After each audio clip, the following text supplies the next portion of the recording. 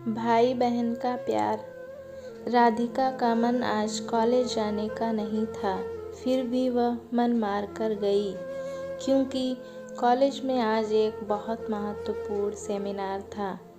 उसके छोटे भाई की तबीयत ठीक नहीं थी, इसीलिए उसका मन भाई की तबीयत पर ही टिका हुआ था। राधिका और उसका भाई पवन सतना के एक महाविद्यालय में पढ़ते थे। यहाँ वो किराए के एक कमरे में रहकर अपनी पढ़ाई कर रहे थे। राधिका और पवन की बिल्कुल भी नहीं बनती थी। दोनों आपस में चूहे बिल्ली की तरह लड़ते थे। दोनों के मम्मी पापा गांव में रहते थे।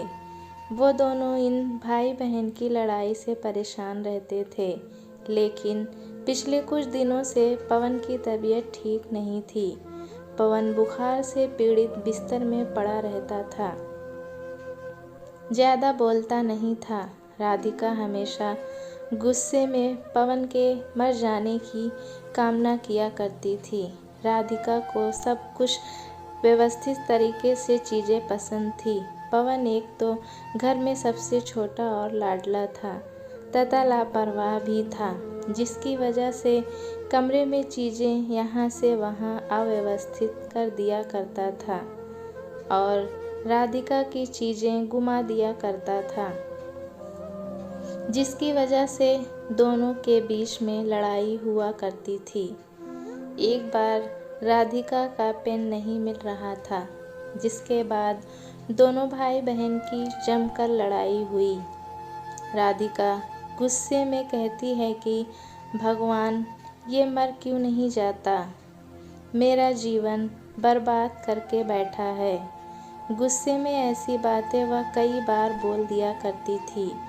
पवन से सब सुनकर मुस्कुरा देता था और बहन को चिढ़ाकर भाग जाता था।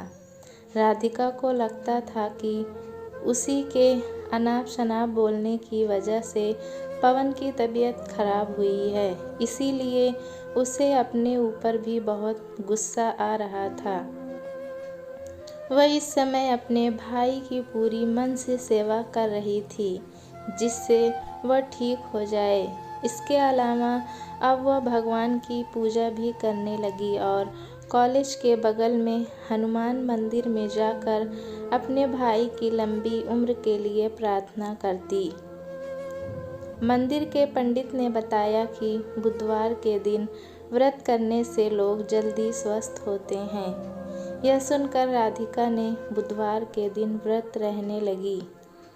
पवन को जब पता चला कि राधिका इस समय उसके स्वस्थ होने के लिए व्रत रहती है, तो उसके मन में अपनी बहन के प्रति श्रद्धा बढ़ गई।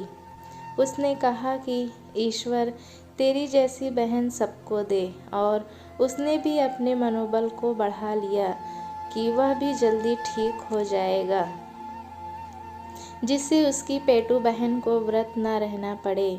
भाई बहन का प्यार बड़ा ही अनोखा होता है। धीरे धीरे कुछ ही हफ्तों में पवन ठीक हो गया।